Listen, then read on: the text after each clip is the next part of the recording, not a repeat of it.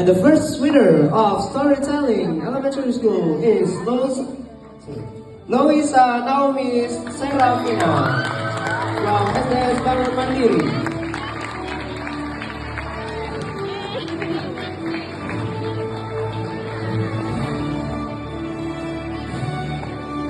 Still with the storytelling, we have the middle school category. The third place, Ali Lupipu Cardova and Khaira Zaki Herlambang.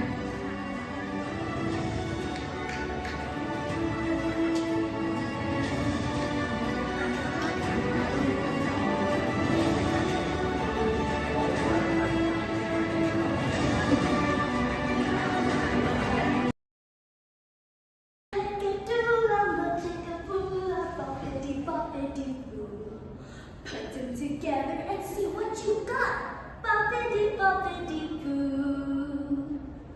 Assalamualaikum warahmatullahi wabarakatuh. Waalaikumsalam warahmatullahi wabarakatuh. Hi everyone. My name is Nizamia from SDS Bawang Mandiri. Today I'm going to tell you a traditional folktale from Riau, which is also known in many other regions. This story is called The Garlic and Shallot. I read this story from a book called Bawang Merah dan Bawang Putih. Now, let's begin the story. Once upon a time, there lived a happy family. They had a lovely daughter named Garlic. But one day, Garlic's mother fell ill and suddenly passed away, leaving Garlic and her father alone. Because her father was a traveling merchant who traveled far away, he decided to remarry, hoping that Garlic would have company at home. His new wife had a daughter named Shallot. However, it turned out that the stepmother and Shallot were very mean. They only acted kind when their father was home. But whenever Garlic's father left for work, they made Garlic do all the house chores. But Garlic never complained though. She was a kind and diligent girl. After some time, Garlic's father also fell and passed away. From then on, the stepmother and Shallot became even crueler. Garlic barely had time to rest. One morning, while Garlic was washing the clothes by the river, one of Shallot's favorite scarf was swept away by the current. Oh no! Scarf! When Garlic came home without the scarf, Shallot was furious. Garlic, you careless little girl!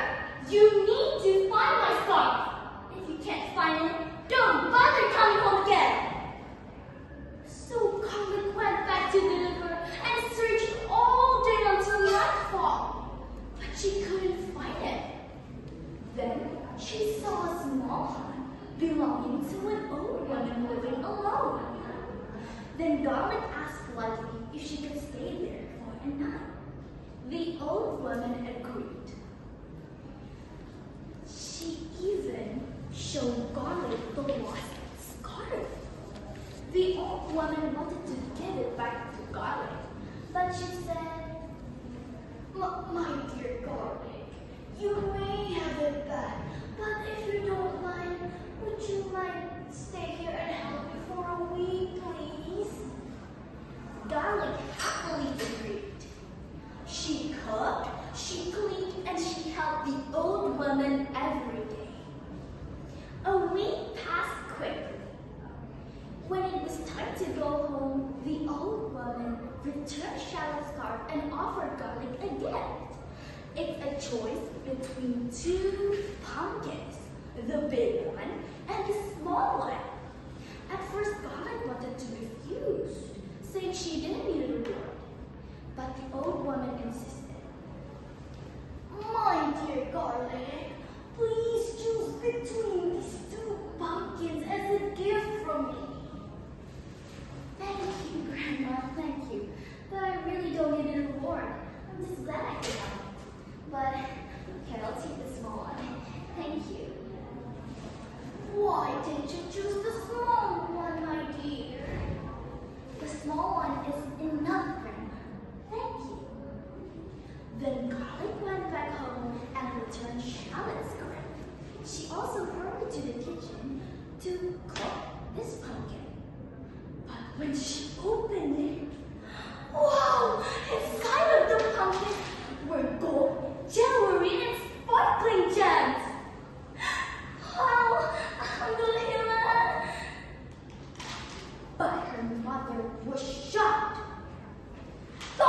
Charlotte, where did you get all of this gold?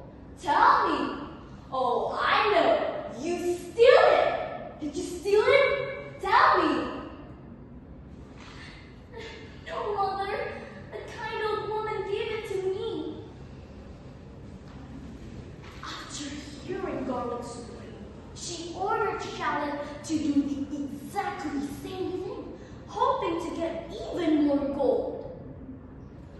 But Shallot was lazy and rude. Every day, she slept until noon, singing and admiring herself in the mirror. One day, the old woman caught Shallot being lazy. Without shame, Shallot asked, "Hey, old lady, can I get out from this place now?"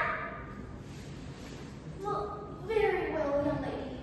Please choose between these two buckets as a gift for me." Without hesitation, she chose the big one and hurried home without even saying thank you.